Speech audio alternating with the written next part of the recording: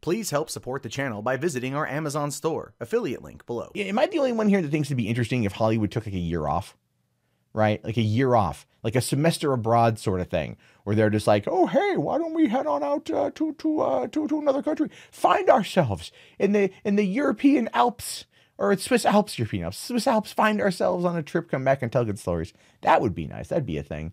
But unfortunately, that's not happening because it's a multi-billion-dollar a year industry that needs to maintain itself, and so as a result of that, we get movies like Venom, and Venom is one that, again, I don't think is necessarily going to do as well in the back end as they want, especially because I don't think there's faith in the property. And I say that because of, stuff that even Tom Hardy says, like this here, where he says that Venom cut out Tom Hardy's favorite scenes in the movie. It says here that this week brings Venom to theaters, and the fans will finally get to see if Sony Pictures can pull off a movie featuring a prominent Spider-Man villain without including the web singer himself. Tom Hardy takes the lead in the role as Eddie Brock, an intrepid reporter who ends up infected with a dangerous and deadly symbiote that turns him into Dr. Jekyll, Mr. Hyde-type personality who is hungry for flesh and keeps getting himself into dangerous situations. That's the question everyone is wondering, if it can work.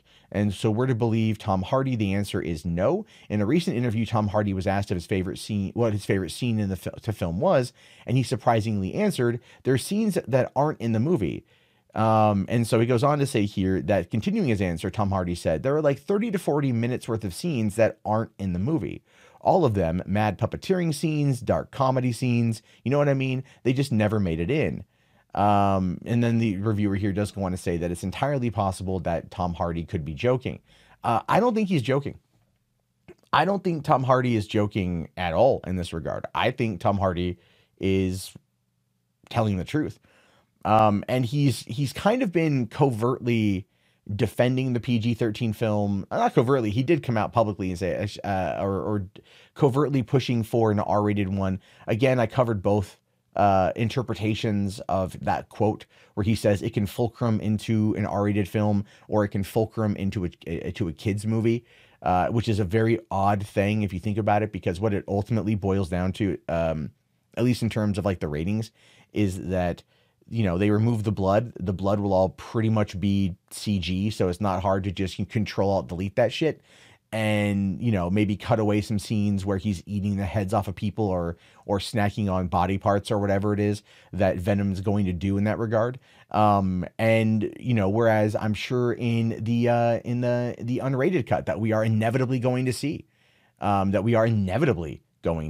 is going to have that stuff included. I think Tom Hardy is bracing fans for impact. I think Tom Hardy is bracing fans for a relatively sterilized and sanitized version of the character, and one that they hope is going to do well enough to warrant a sequel to bring in Spider-Man in order to make it earn more money. And given the popularity and the success of Sony's, or I should say Insomniac Games, Spider-Man for the PlayStation 4 that came out a month ago, and by the way, that game is 3 weeks ago, it was like utterly fantastic. I just beat it the other day, and I loved every second I spent with it. And I think it'd be pretty cool to have Venom in there as well, especially given the writing of that. Can the writing staff on that game work on these next MCU films or whatever? Or can Sony hire them to write the Venom movie or to write a Spider-Man film? And I only say that because the writing was superb, the story was amazing, and it was the best MCU movie you've ever played, pretty much. I know I'm kind of gushing about Spider-Man for PS4, but what I'm talking about here is they've sanitized Venom. Like I mentioned at the beginning of the show, one of my buddies went to go see it, and he kind of was like, "Meh," about it. Other people who have now seen it have come out, and they're all like, "Meh," about it. I'm waiting for the Rotten Tomatoes score to drop so I can do an RT recap to show you guys about that, because that's kind of where we are right now. We're in a place where Tom Hardy's going out there and saying, well, I mean, it works as PG-13, but it could be R-rated. We could do both and have that work. And then, go that particular route. But nobody wants it. That's the whole problem here. Nobody wants a PG-13 Venom movie. But we've got it because Amy Pascal and Avi Arad and all those guys don't understand how to do these films properly. And so we, the fans, are stuck having to deal with this kind of middle of the ground kind of thing that doesn't necessarily need to be there. And it's kind of like what's happening over with Fox and the X-Men movies, right? It's, again, fans are like, we don't want this anymore. What we want is a consistent, cohesive universe and fans will support it if it goes cross studio. Fans will support it if it's part of the larger MCU and it goes cross studio. They're fine with that, provided that the movies are good, provided that the stuff is good. What we're seeing now, I mean, coming out of like Fox has been kind of hit or miss. Logan was excellent. Deadpool was excellent, but those were against the grain. Those were allowing themselves to go R-rated and make that push. Here, they didn't do that. And so I think fans, I don't think fans are going to be very happy when they see the movie. And I think it's going to be reflected in an audience score and a low cinema score. But then again, we'll have to find out on probably Saturday what exactly that is when all that information comes out.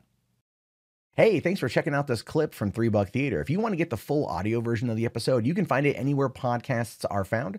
If you want to watch the video version of it, head on over to patreon.com/Mundane Matt and take a look at our $3 Theater perk, which gets you access to the full show that airs Monday through Friday. It's a video version of it. You get to look at this face, talk about movies and everything else on screen. It's great stuff. It helps out, and I really appreciate the support. Remember to please like, comment, and subscribe, and I'll see you guys later.